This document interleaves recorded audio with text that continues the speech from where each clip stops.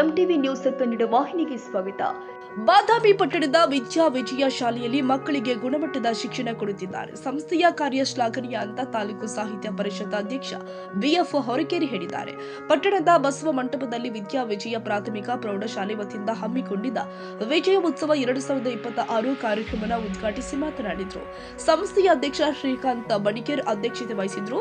ಮುರ್ನಾಳ ಮಳೆರಾಜೇಂದ್ರ ಮಠದ ಶ್ರೀ ಜಗನ್ನಾಥ ಮಹಾಸ್ವಾಮಿಗಳು ಸಾನ್ನಿಧ್ಯವನ್ನ ವಹಿಸಿದ್ರು.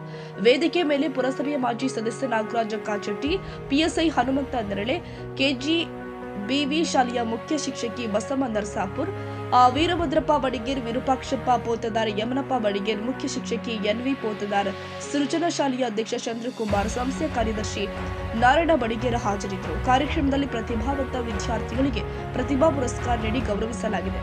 ಹಂಸನೂರಿನ ರಂಗಭೂಮಿ ಕಲಾವಿದರಿಗೆ ಸನ್ಮಾನ ಮಾಡಲಾಗಿದೆ. ಎಸ್ಎಸ್ಎಲ್ಸಿ ವಿದ್ಯಾರ್ಥಿಗಳನ್ನ ಬೀಳ್ಕೊಡಲಾಗಿದೆ. ನಂತರ ಶಾಲಾ ಮಕ್ಕಳಿಂದ ಸಾಂಸ್ಕೃತಿಕ ಕಾರ್ಯಕ್ರಮಗಳು ಜರುಗಿದ್ದಾವೆ.